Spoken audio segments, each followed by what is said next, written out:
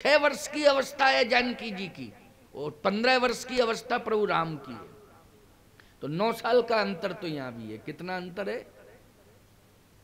कितना अंतर हुआ? 9 वर्ष का अंतर हुआ। अरे 9 साल का अंतर तो चलता भी है, लेकिन 18 और 58 का अंतर नहीं चलता। ये जितने भी राजा आए थे, दीप दीप के भूपति नाना,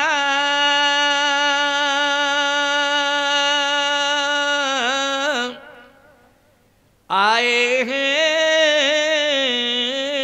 सुनी हम पंठाना। दीप दीप के भूपति नाना आए हैं सुने हम पंठाना। अनेक देशों के राजा सब उपस्थित हैं यहाँ, और यहां तक कि हजारों की संख्या में उपस्थित हो गए। अब बोलो भैया, क्या ये जितने हजारों की संख्या में राजा आए थे, ये राजा सब बिना विवाह के थे? पहली बात तो ये इन सबके विवाह हो गए थे, और यहां तक प्रमाण मिलता है अन्य रामायणों में कि इन राजाओं के ही विवाह नहीं हुए थे। इन राजाओं के विवाह के बाद जो इनके बच्चे हुए थे, उन बच्चों के भी विवाह हो गए थे। अब कल्पना करो आप।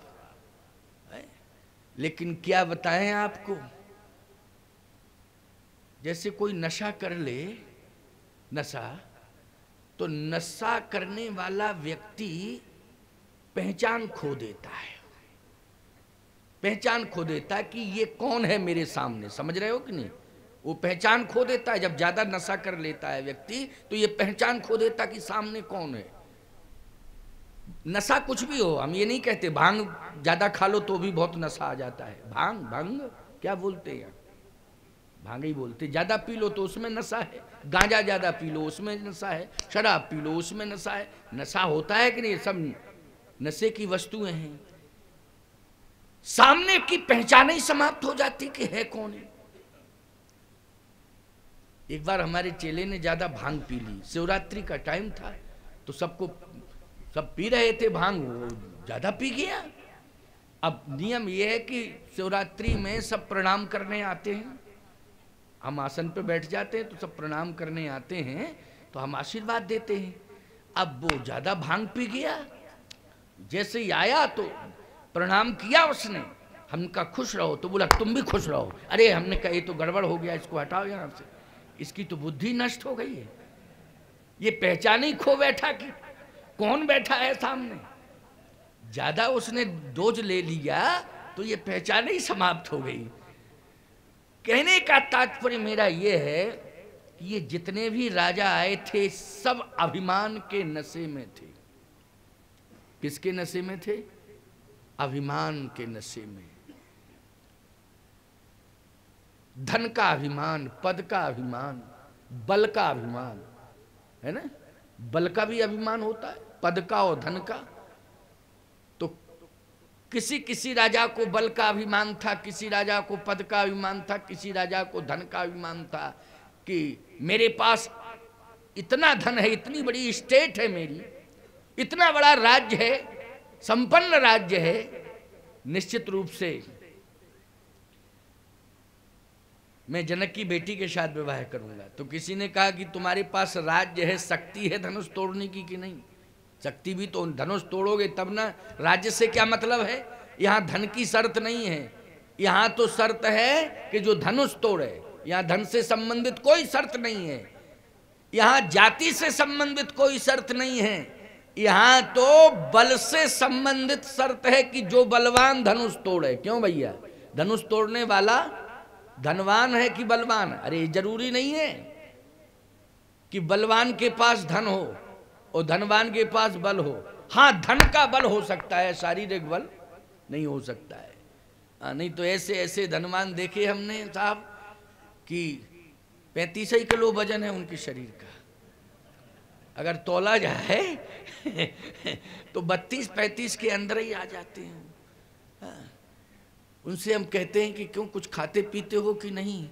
बोले हाँ खाते। कलकत्ता की बात है साहब, वहाँ मेरी कथा हो रही थी। हम कहा कुछ खाते वाते हो कि नहीं? बोले हाँ खाते तो हैं। क्या? बोले मूंग की दाल का पानी और बिना घी की रोटी।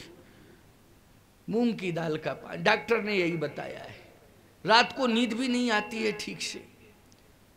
अच्छा क्यों नहीं आती है नींद? अब महाराज जी क्या बता दें, नींद नहीं आती है। क्यों नहीं आती है? इसलिए कि व्यवसाय बहुत लंबा चौड़ा है, टेंशन में ही जीवन जा रहा है पूरा। सावधान, दिन में कोई ऐसा काम मत करना जिससे रात को नींद ना आवे। इस बात का ध्यान रखना। दिन में कोई ऐसा काम मत करना कि रात में नींद ना आवे। अच्छा काम करो। कैसे नींद नहीं आएगी? निश्चित रूप से नींद आएगी, कोई टेंशन नहीं रहेगा। काम अच्छा करिए आप, देखो नींद आती है कि नहीं आती है। सबसे अच्छा नींद का डोज है कि हम दिन में अपने हाथों से अच्छा काम करें। जब अच्छा काम हम करेंगे तो निश्चित रूप से हमारे नींद को ही नहीं, हमारे संपूर्ण जीवन को और हमारे संपूर्ण परिवार को स्वयं योगक्षेमम वहाम्यहम्, भगवान स्वयं अपने हाथों से संभालेंगे। और जो भगवान के हाथों में सो रहा हो उसे नींद नहीं आएगी प्यारे, बोलो भाई। क्योंकि उसकी रक्षा करने के लिए भगवान जाग रहा है और वो सो रहा है। उसकी रक्षा करने के लिए कौन जाग रहा है? परमात्मा जाग रहा है और वो निश्चिंतता से सो रहा है। क्यों? अनन्यास चिंतयन्तो माम ये जनः पर्युपास्ते तेषाम नित्याभियुक्तानाम योगक्षेमम वहाम्यहम्। इसलिए अच्छा काम करो। कितना बढ़िया कार्य हो रहा है कि कथा हो रही है, आप सुन रहे हैं। बहुत से लोग रोगी लोगों को संभाल रहे होंगे, अस्पताल में संभाल रहे होंगे उनको, है कुछ भूखों को भोजन करा रहे होंगे, कुछ रोगियों को दवा दे रहे होंगे। बहुत सारे लोग अस्पतालों में जाके सेवाएं देते हैं ना। अभी प्रयागराज में बहुत बढ़िया मकर संक्रांति का मेला चल रहा है ना, 1 महीने चलता है। तो अभी हमारी दूरभाष पर बात हो रही थी वहाँ, तो संगम के तट पर सैकड़ों लोग कम्बल बांट रहे हैं, जो ठंडी में सिकुड़ रहे हैं, भूखों को भोजन करा रहे हैं। वहाँ पर स्वास्थ्य शिविर लगाए गए हैं, स्वास्थ्य सेवाएं दे रहे हैं। बोलो ये सेवा प्रकल्प है कि नहीं? ये क्या है? ये सेवाएं ही तो है। ये अच्छा काम है, हाथों से बहुत अच्छा कार्य।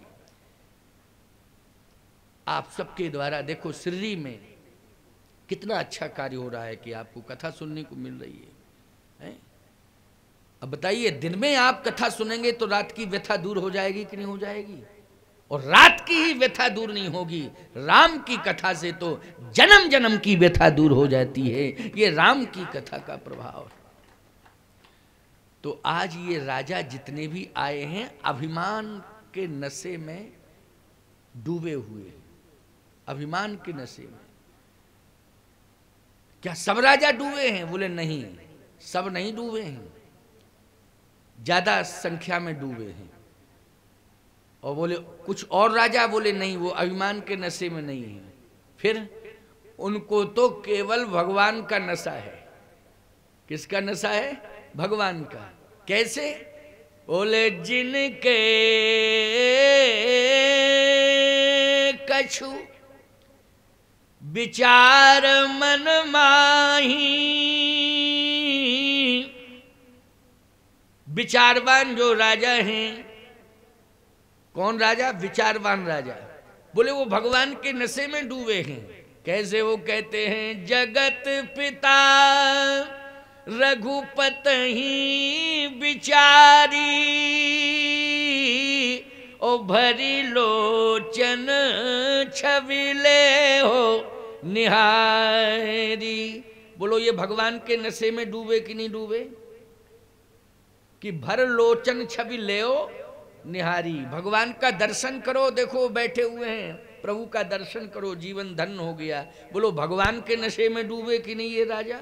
ये राजा ही हैं जो कहते जगत पिता रघुपति विचारी, भर लोचन छवि ले निहारी, ये भगवान के नशे में डूबे हुए हैं।